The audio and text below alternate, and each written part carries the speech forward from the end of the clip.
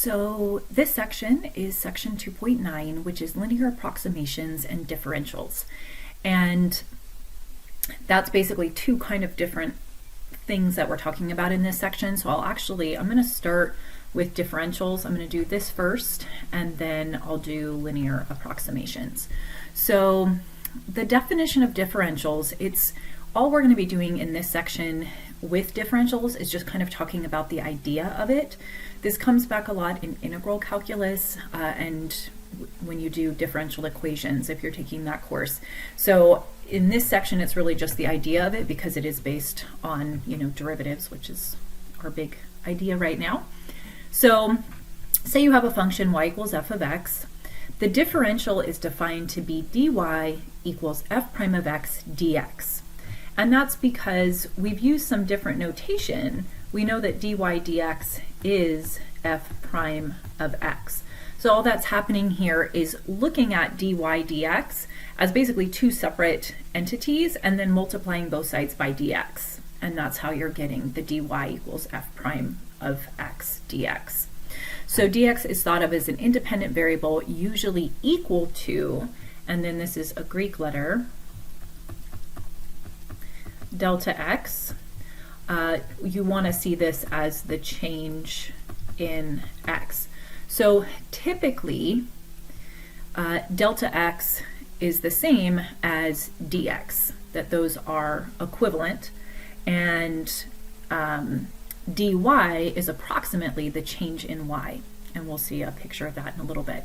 So to just think about this, it's a very simple concept, believe it or not. When we are finding the differential, we're just thinking about the fact that y is some function of x. So if we were to take the derivative of both sides, dy dx, if you want, you can pause and use the product rule here, because you'll need the product rule.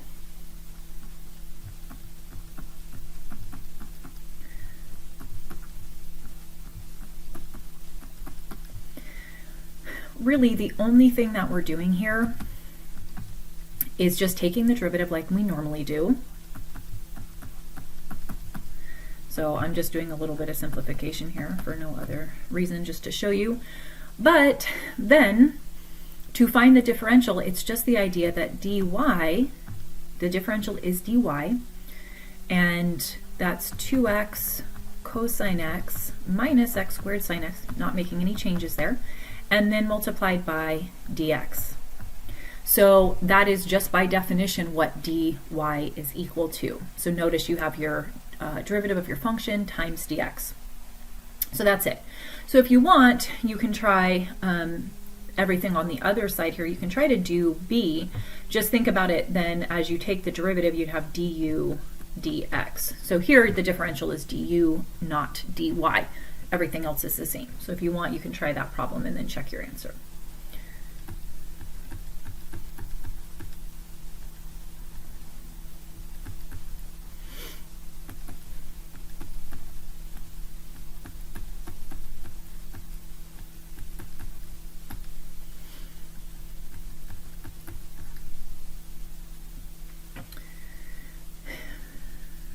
So I have my du dx here, and then all I'm going to do is multiply both sides by dx. So I'm going to do a couple things. I'm going to simplify, so I have a negative x in my denominator. I have 4 minus x squared.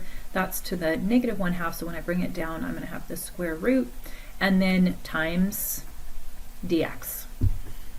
That's it. And the dx could also be up with the x because it's just a multiplication, so that is up to you. But understand that that's all that the differential is. So if you're asked to find the differential, this is all you have to do. It's really just taking a derivative, but you're looking at dx as an independent variable, not combined with the dy. That's it. So we'll talk about a little bit about what's happening here, but look at this picture. So notice you have your function. Your function is y equals f of x. That's this curve here. And then you have a tangent line at P. So tangent line at P. Notice you have some value x here, and then this is just x plus some more. So the change in x, whatever that is, it's just some more than x.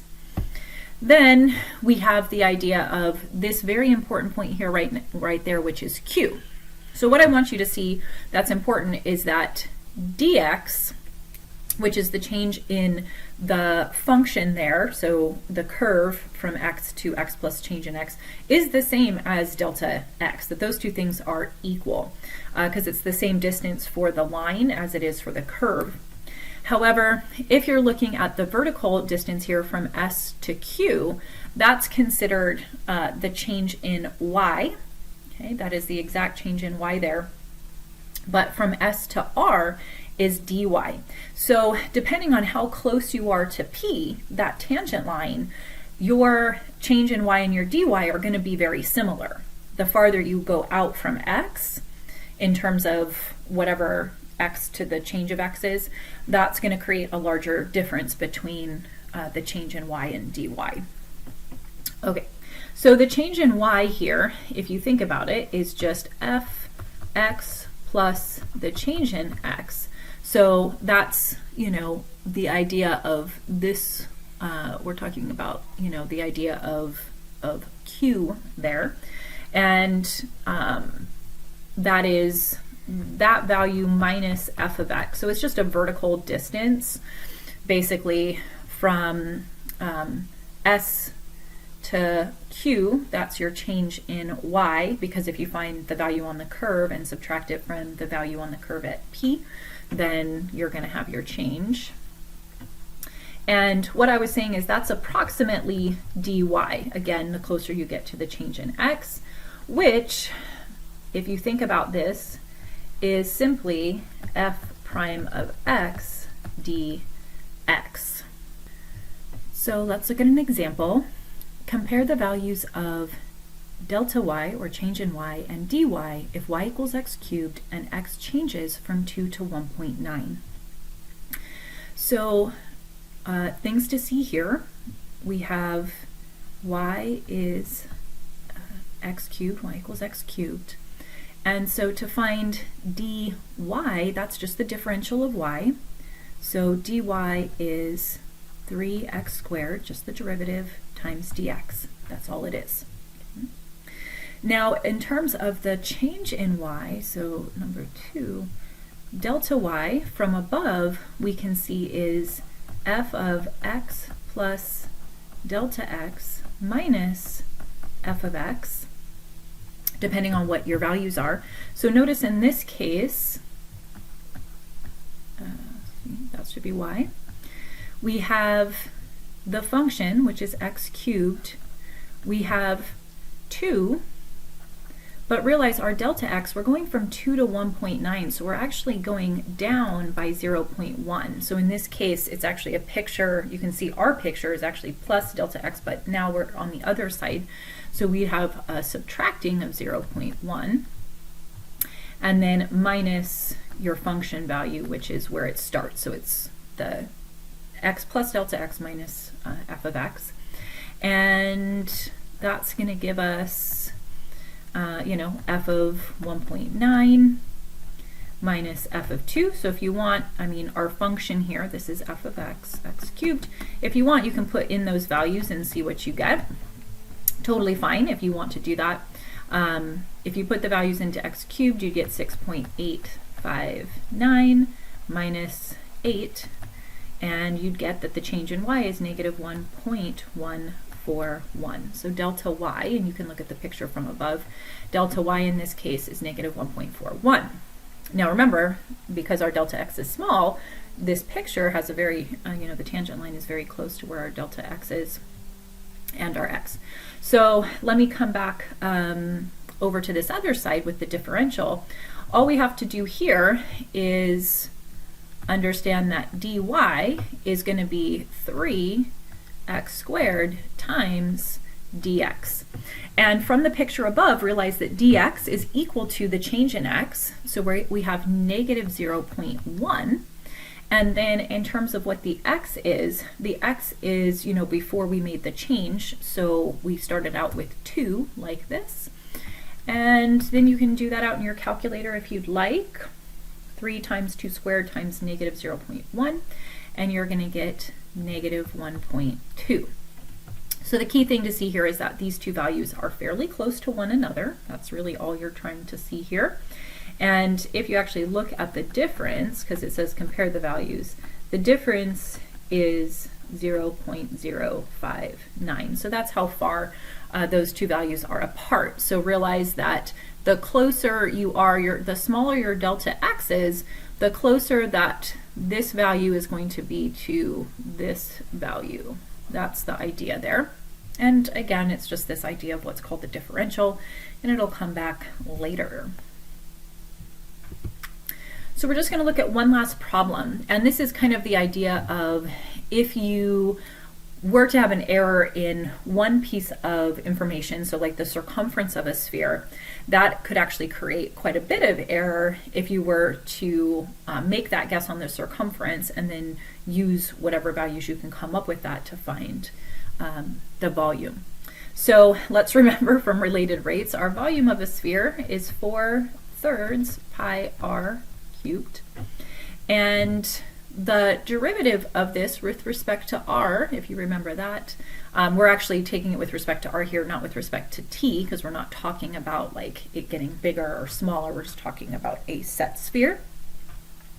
So dv dr, if you are, this is just a regular derivative where the independent variable is r, so we're going to get 4 pi r squared, that's it, because this is a variable with r.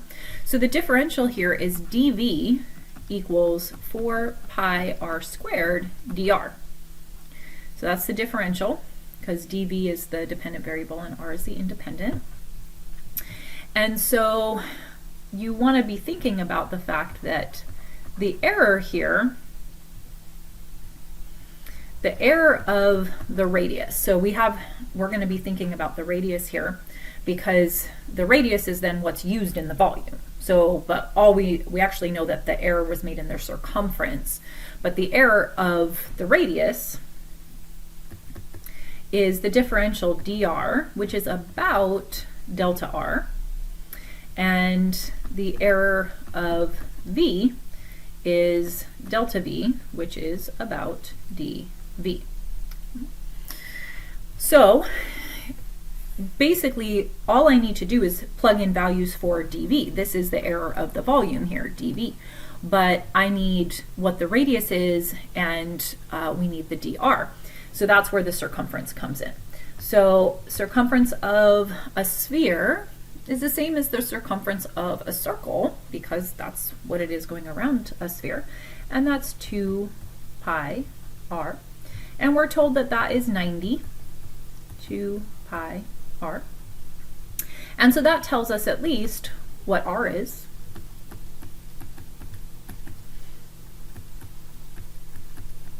So we know that if the sphere was measured to be 90 centimeters, then the radius would be 45 over pi. Now understand, of course, there's the idea of the error with the circumference. So you don't want to forget, let me find the differential for c here. So dc dr, as you can see, is just going to be 2 pi, and so dc is going to be 2 pi dr.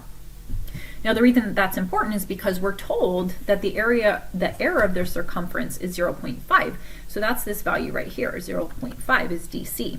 And then that tells us that 2 pi, that's equal to 2 pi dr. And then that allows us to find dr, which is the possible error in the radius based on what the error is in the circumference.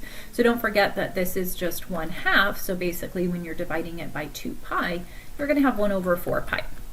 Now all of that work was done just so that now I can find the maximum error in the volume. So that's dv.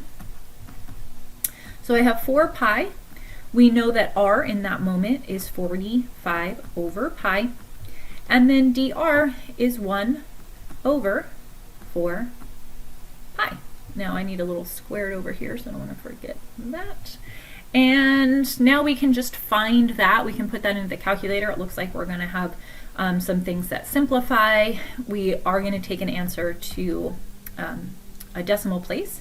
So if you do this on your calculator, just have your basic calculator. I'm going to notice my 4 pi simplify. So I just have 45 divided by pi, and then I'm going to square it.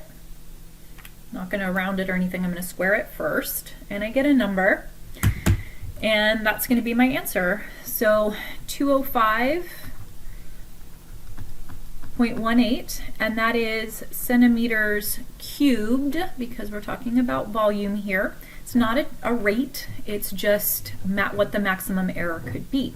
So this is the max error in volume. And the idea here is just to see that if you make an error in the circumference, then that would create a possible error in the radius. Well, it would create, if there is an issue with the circumference and there's an issue with the radius, and then that error in the radius would affect the volume if you were to then calculate the volume, and that differentials can give you an idea of how much that maximum error is going to be. So that's the idea of differentials. Again, it's just kind of a beginning to them. You just have to know kind of the basics of them. And in the second part of this, I'll talk about linear approximations, which might be a little more exciting and maybe more useful to us in Calc 1.